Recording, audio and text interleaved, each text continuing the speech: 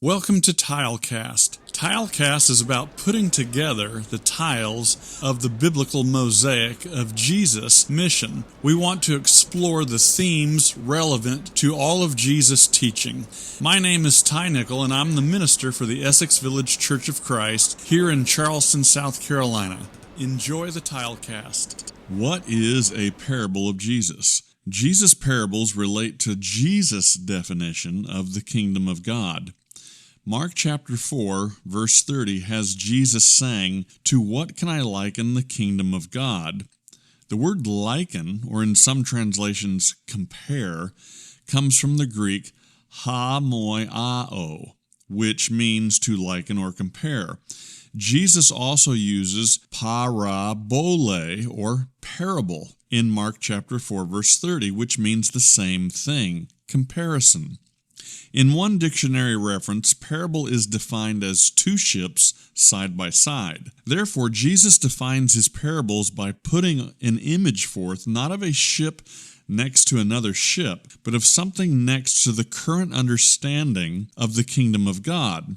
For example, in Mark chapter 4, verse 31, the kingdom of God is like a tiny mustard seed, which eventually enables birds to nest in its branches. Yet what does this have to do with the kingdom of God, and why would people have been compelled by such simple imagery? As with the parable of the sower, or the soils, early in Mark chapter 4, we find a simple parallel, and crowds have gathered to hear this. Jesus even gets into a boat on the shore in order to amplify his voice. The crowds already have competing definitions of the kingdom of God in their minds. Some believe the kingdom of God to be a revolution against their Roman occupiers, and this belief included God sending a revolutionary to do the delivering. Sound familiar? For the crowds, another Moses, David, or Elijah, all national heroes, were like prototypes for the anticipated messianic deliverer. They expected another Exodus,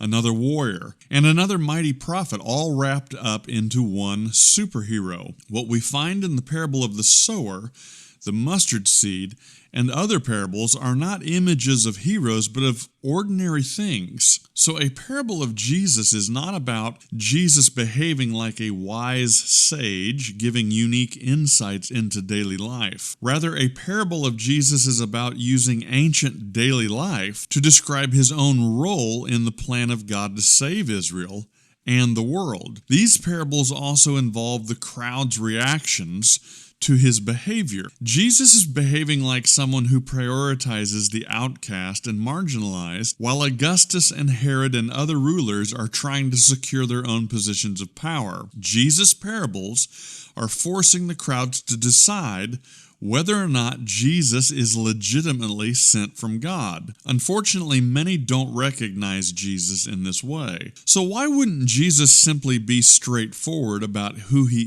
is and what he's doing? Jesus is going to do the unthinkable. He's going to allow Israel's enemies to believe they've gotten rid of him by killing him, nailing him to a Roman cross. Timing is critical for this event. It's inevitable because Jesus will tell parables that precipitate his eventual arrest and crucifixion. So, Jesus is careful not to let the cat out of the bag publicly. Those who lean in on Jesus' teaching will discover this shocking truth, the truth that the Messiah must suffer for the sins of Israel and for the world. This is shocking because, of course, no one imagines the kingdom of God to, well, have an executed king. Let's review quickly. Jesus' binder of parables described the current on-the-ground nature of God's kingdom, which was subversive. Therefore, Jesus isn't framing new moral lessons with the parable. Crowds of the size we find in the Gospels wouldn't have consistently gathered to hear this. He's framing himself in light of people's reactions to his teaching about the kingdom. Sometimes people understood and gained insight into Jesus' mission. Others, listening for preconceived terminology, found themselves confused. For them, meaning was concealed.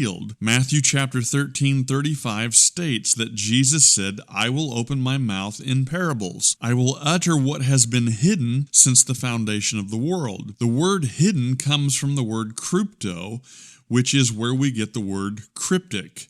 which means concealed. Parables, as scholars often reiterate, functioned either to conceal or to reveal. This is why Jesus is constantly heard saying, "He who has ears to hear, let him hear." So what we find in Jesus' definition of a parable is Jesus' definition of the kingdom of God. But yet this is going to reveal the real definition of his mission to some while concealing it to others. May God help us to hear as well.